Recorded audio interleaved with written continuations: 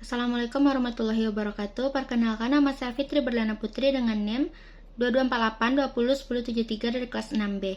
Baiklah, di sini saya akan memaparkan ringkasan mengenai teknologi bahan alam.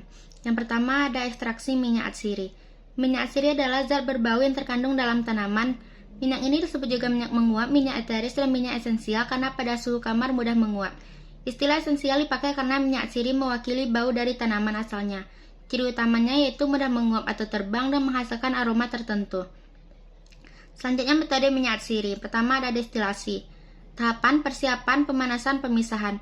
Memiliki kelemahan dan kelebihan. Kelemahannya yaitu senyawa rusak karena menggunakan panas, dan kelebihannya teknologi sederhana, waktu cepat, dan pemisahan mudah. Selanjutnya ada press. Tahapannya persiapan, pengepresan, pemisahan. Kelemahannya waktu lebih lama dan pemisahan lebih sulit. Kelebihan teknologi sederhana dan senyawa tidak rusak karena panas. Selanjutnya pelarut organik. Tahapan persiapan, ekstraksi, pemisahan. Kelemahannya pemisahan lebih sulit dan teknologi mahal. Memiliki kelebihan waktu cepat dan senyawa tidak rusak karena panas. Selanjutnya ada enfleurasi. Memiliki tahapan persiapan, ekstraksi, dan pemisahan. Kelemahannya pemisahan lebih sulit dan waktu lama. Kelebihan teknologi sederhana dan senyawa tidak rusak karena panas. Yang kelima yaitu metode maserasi lemak panas. Memiliki tahapan persiapan, ekstraksi, dan pemisahan. Kelemahannya pemisahan lebih sulit dan waktu lama. Memiliki kelebihan teknologi sederhana dan senyawa tidak rusak karena panas. Selanjutnya kita masuk ke fraksinasi. Fraksinasi berasal dari kata fraction atau bagian. Secara harfiah dapat diartikan sebagai mekanisme untuk memilah-milah suatu kumpulan menjadi beberapa bagian seperti part, atau dapat dikatakan sebagai proses pembagian kelompok.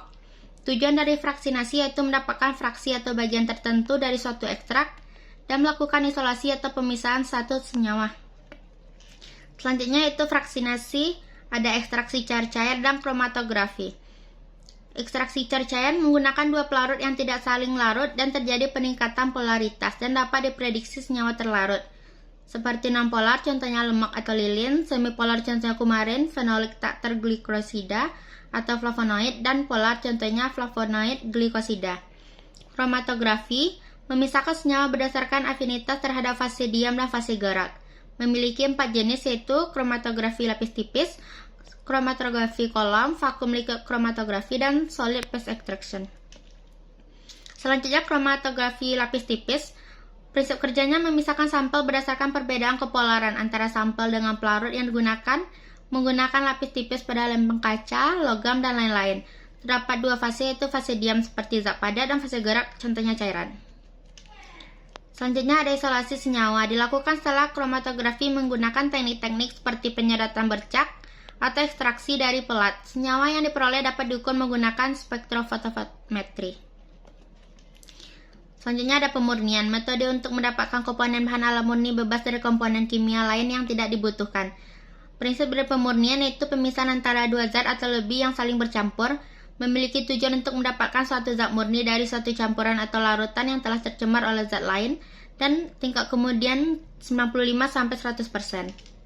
Selanjutnya pembagian pemurnian ada rekritalisasi, yaitu proses pemurnian kembali senyawa organik padat dari bahan pengotornya dengan cara mengkristalkan kembali senyawa padat yang telah dilarutkan ke pelarut. Ketika larutan jenuh berisi pelarut dengan suhu tinggi dan senyawa dibiarkan mendingin, kelarutan senyawa tidak akan menurun sehingga membentuk kristal keluar dari larutan. Selanjutnya ada dekantasi, proses pemisahan campuran sedimentasi berdasarkan penuangan langsung pada wadah lain. Prinsip kerja, didahului proses sedimentasi, cairan yang lebih bersih dituang hati-hati ke kontainer sehingga didapat cairan yang bersih. Metode ini tidak terlalu efektif karena masih ada kemungkinan cairan yang tertinggal di sedimen. Pemisahan berdasarkan peristiwa fisika atau kimia. Secara fisika tidak mengubah zat selama pemisahan. Sedangkan secara kimia satu komponen atau lebih direaksikan dengan zat lain sehingga dapat dipisahkan. Cara atau teknik pemisahan campuran bergantung pada jenis, wujud, dan sifat komponen yang terkandung di dalamnya. Jika komponen berwujud padat dan cair, misal pasir dan air, dapat dipisahkan dengan saringan. Dan yang terakhir yaitu komputasi bahan alam. Komputasi dapat diartikan sebagai cara untuk menemukan pemecahan masalah dari data input dengan menggunakan satu algoritma. Hal inilah apa yang disebut dengan teori komputasi, suatu subbidang dari ilmu komputer dan matematika. Selama ribuan tahun, perhitungan dan komputasi umumnya dilakukan menggunakan pena atau kertas, kapur atau batu, Kapur atau batu tulis dikerjakan secara mental atau kadang-kadang dengan bantuan suatu tabel. Namun sekarang, kebanyakan komputasi telah dilakukan menggunakan komputer, seperti penemuan obat baru, database tanaman, prediksi aktivitas obat, prediksi farmakologi obat, dan molekular dating. Baiklah, sekian pemaparan materi dari saya. Apabila terdapat salah dan janggal, saya mohon maaf. Saya sudahi. Wassalamualaikum warahmatullahi wabarakatuh.